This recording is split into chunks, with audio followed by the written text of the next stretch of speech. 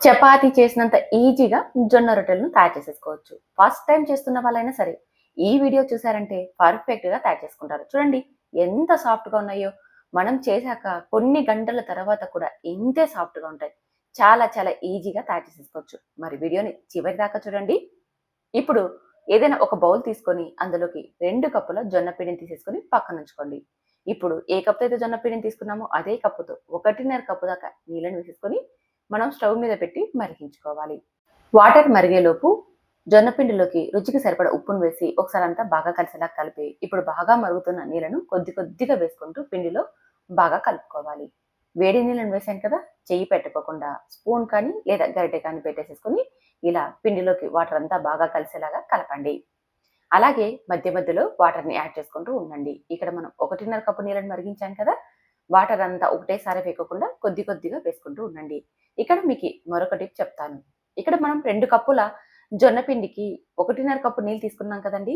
జొన్నలు మనం అప్పటికప్పుడు ఆడించినప్పుడైతే 1.5 కప్పు నీళ్లు సరిపోతాయి. అంటే మీరు నిన్న లేదా ఈ రోజు జొన్న పిండి ఆడించినట్టయితే 1.5 కప్పు సరిపోతాయి. అదే మీరు 4, 5 రోజుల క్రితం జొన్న పిండి ఆడించినట్టయితే 2 కప్పుల దాకా వాటర్ అనేది పడతాయి. అది గుర్తుపెట్టుకోండి. అందుకని మీరు జొన్న పిండి ఆడించిన పిండిని బట్టి నీళ్ళని తీసేసుకోండి. నేనైతే ఈ రోజు జొన్న పిండి ఆడించాను కాబట్టి 1.5 కప్ అనేది నాకు పర్ఫెక్ట్‌గా సరిపోతాయి.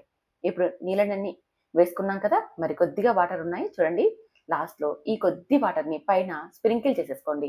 ఇలా 2, 3 స్పూన్ల వాటర్‌ని ఉండనిచ్చి పైన వాటర్‌ని ఇలా లేయర్ లాగా స్ప్రింకిల్ చేసేసుకొని మూత పెట్టి వీటిని గోరువెచ్చగా అయ్యేంత వరకు అంటే దాదాపు 10-15 నిమిషాల పాటు పక్కనుంచేసుకున్నాం అనుకోండి, వేడి తగ్గి ఈ పిండంతా కూడా మనకి గోరువెచ్చగా అవుతుంది. ఇప్పుడు ఏదైనా ఒక బౌల్‌లోకి మంచి నీళ్ళని తీసేసుకొని చేతిని తడి చేసేసుకుంటూ ఈ పిండిని సాఫ్ట్‌గా మనం చేసుకోవాలి. పిండి అనేది వేడిగా ఉంటుంది కాబట్టి చేతికి వేడి తగులుతూ ఉంటుంది. అందుకని మధ్య మధ్యలో మీరు చేతిని నీళ్ళలో తడుపుకుంటూ పిండిని మృదువుగా అయ్యేలాగా చేయండి. చపాతీ పిండి ఎలా అయితే మెత్తగా చేసుకుంటామో అదే విధంగా మెత్తగా చేసేసుకోండి. ఇలా పిండినంతా మెత్తగా చేసుకున్నాక ఇప్పుడు మనకి ఎంత సైజులో ఉండ కావాలో అంటే రొట్టె చేసుకోవడానికి అంత పిండిని తీసేసుకొని మిగిలిన జొన్న పిండి పైన మూత పెట్టేయాలి. ఇలా మూత పెట్టడం వల్ల అది వేడి తగ్గదు. పిండి అనేది మనకి సాఫ్ట్‌గా ఉంటుంది. రొట్టెలు విరిగిపోకుండా వస్తాయి. ఇప్పుడు మనం చిన్న ముద్దను తీసుకున్నాం కదా, ఆ పిండిని చేత్తో సాఫ్ట్‌గా చేయండి. చూడండి ఇలా జిగట రావాలి. అప్పుడు మనకి విరిగిపోకుండా రొట్టె అనేది పర్ఫెక్ట్‌గా వస్తుంది. ఇలా ముద్దగా చేశాక చేతిని శుభ్రం చేసేసుకొని ఇప్పుడు కొద్ది కొద్దిగా పొడి పిండిని చల్లుకుంటూ నేను వీడియోలో చూపించిన విధంగా ఇలా రొట్టెను ఒత్తుకోవాలి. ఇలా వేళ్ళ సహాయంతో రొట్టెను ఒత్తుకోవచ్చు. లేదనుకోండి రోటీ కర్రతో కూడా ఒత్తుకోవచ్చు. మీకు రోటీ కర్రతో కూడా రొట్టెను ఒత్తి చూపిస్తానండి. ఇప్పుడు మనం ఇలా చేత్తో ఒత్తేటప్పుడు మీకి మిడిల్‌లో కొద్ది కొద్దిగా డ్రై పౌడర్ అవసరమైతే వేసేసుకోండి. ఇక్కడ చూడండి రోటీ కర్రతో కూడా ఒత్తి చూపిస్తున్నాను. మీరు చేత్తో అయినా రొట్టెలను ఒత్తుకోవచ్చు. రోటీ కర్రతో అయినా ఒత్తుకోవచ్చు. చాలా చాలా బాగా వస్తాయి. విరిగిపోవడం కానీ, లేదా రోటీ కర్రకి అతుక్కొని రావడం కానీ ఏమీ జరగదు.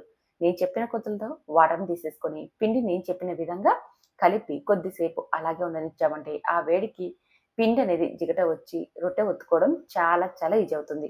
రొట్టె మీకు ఎంత వీలైతే అంత పలచగా ఒత్తేసేసుకొని ఇలా చేతిలోకి తీసుకొని పెనం పైన వేసేసుకోవాలి. చూడండి చేతిలోకి తీసుకోవడం కూడా చాలా చాలా ఈజీ అండి. ఒకవేళ మీకు డైరెక్ట్‌గా ఇలా చేతిలోకి తీసుకోవడం కష్టమైపోతుంది అనుకుంటే ఒక ప్లేట్‌ని తీసుకొని అందులోకి మనం తీసేసుకొనైనా రొట్టెను కాల్చుకోవచ్చు. అదెలాగో నెక్స్ట్ మీకు చూపిస్తానండి. ఇప్పుడు పెనం పైన రొట్టెను వేసాం కదా! తర్వాత పైన కొద్దిగా తడిని చేసేసుకోవాలి. శుభ్రమైన కాటన్ క్లాత్ తీసేసుకొని నీళ్ళలో ముంచి వాటర్ లేకోకుండా పిండేసేసి ఇలా పల్చగా తడిని చేయాలి. మరీ ఎక్కువ తడి చేయకండి.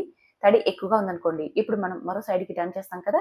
అలా టర్న్ చేసినప్పుడు పెనానికి రొట్టె అనేది అతుక్కుంటుంది. అందుకని లైట్‌గా తడి చేయండి. లైట్‌గా తడి చేశాక మరొక వైపు మరొక నిమిషం పాటు ఫ్రై అవ్వనివ్వాలి. మరొక నిమిషం తర్వాత మరో సైడ్‌కి టర్న్ చేయాలి. చూడండి మరొక వైపు టర్న్ చేశాక ఇలా పొంగుతూ వస్తోంది కదా! ఇలా పొంగుతూ వస్తున్నప్పుడు మళ్ళీ టర్న్ చేసేసుకోవాలి. ఇలా అటు 2 సార్లు, ఇటు 2 సార్లు టర్న్ చేసేసుకుంటూ ఈ రొట్టెను బాగా కాల్చి తీసుకోవాలి. ఇది ఒక్కొక్కసారి బాగా పొంగుతూ వస్తుంది. ఒక్కొక్కసారి తక్కువగా పొంగుతూ వస్తుంది. దానికి కారణం మనం రొట్టె ఒత్తే విధానం. ఒక దగ్గర మందంగా, ఒక దగ్గర పల్చగా ఒత్తాము అంటే అది సరిగా పొంగదు.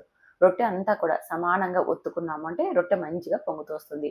మీకు రొట్టె మంచిగా రౌండ్ షేప్‌లో రావాలి అంటే ఇలా ఏదైనా ఒక ప్లేట్‌ని ఉంచి చివర్లనంతా కూడా కట్ చేసుకున్నారనుకోండి, రొట్టె మీకి మంచిగా రౌండ్ షేప్‌లో వస్తుంది. చూడండి రొట్టెలు ఎంత బాగా ఉన్నాయో, మెత్తగా పొరలు పొరలుగా ఉన్నాయి కదండీ!